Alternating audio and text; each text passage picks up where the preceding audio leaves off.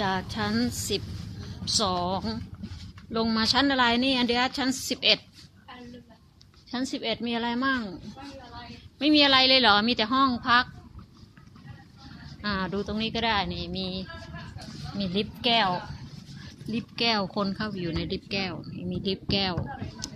ลิฟต์แก้วขึ้นลงทันสมัยดีเหมือนกันชั้นนี้มีแต่ไม่มีอะไรมีแต่ห้องพักนี่มีแต่ห้องพักทางเข้าห้องพักไปดูซิชั้น10มีอะไรบ้าง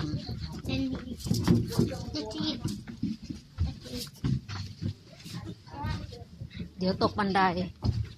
นี่ดูชั้นนี้มีอะไรบ้างเขาดูวิวข้างนอกกันอันนี้ชั้นทางเข้าห้องพักเคบินอันนั้นก็ทางเข้าเคบิน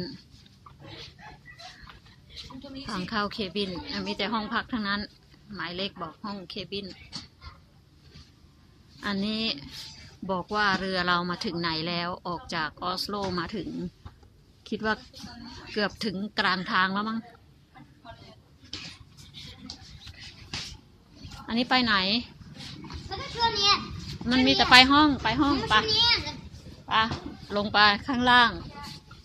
ฝั่งนี้ชั้นนี้ก็มีแต่ห้องพักทั้งนั้นเลยไม่มีเอนเตอร์เทนอะไร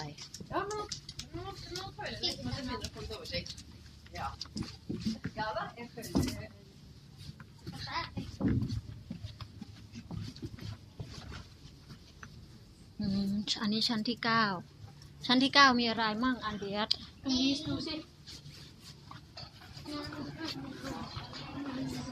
ชั้นที่9ก็ไม่ได้มีอะไรนอกจากห้องพักเหมือนกันชั้นที่9มีแต่ห้องพักอันนี้เป็นอันนั้นชั้นที่เห็นนั่นมันเป็นชั้นที่9 8 7อันนี้ชั้นที่7นะที่เห็นเนี่ยเป็นร้านค้าและร้านอาหารผับยาว160 เมตรว่าอย่างนั้นร้านขายของที่ระลึกขายของเล่นเสื้อผ้าเด็กแล้วก็ร้านอาหารผับบาร์ต่างๆฝั่งนี้ก็เป็นร้านขายน้ำหอมฝั่งนี้ด้านซ้ายมือร้านขายน้ำหอมขายนาฬิกาฝั่งตรงข้ามแล้วก็ร้านอาหารตามสั่ง พูดซะเหมือนไม่น่ากินเหมือนไม่มีรสนิยมบอกไม่ถูก ร้านอาหารตามสั่งนั่นแหละเพราะว่าอาราคาร์ทเขาเรียกอาราคาร์ทด้านนู้นสวยมากเด็กๆไปไหนละลงไปชั้นล่างละนั่นนี้ก็มีห้องพักต่อไปเป็นชั้น8ซึ่งเราพักอยู่ที่ชั้น8เราพักอยู่ที่ชั้น8ก็ไม่มีอะไรนอกจากห้องพักกับชั้น7เมื่อกี้นี้แม่อยากไปถ่ายชั้น12ที่มันมีผับมีเล้าป้าว่าจะชวนไปนั่งฟังเพลงใน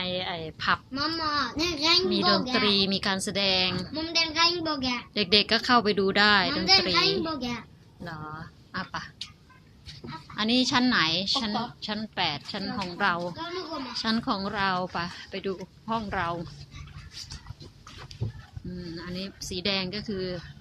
ชั้นที่เราอยู่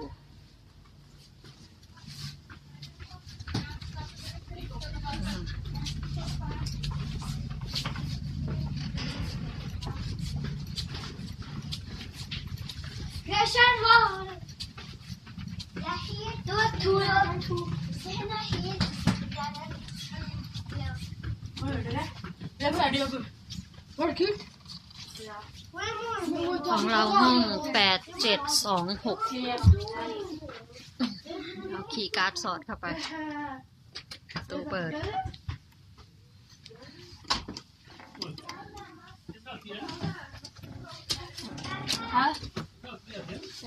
แค่นี้ก่อนเนาะ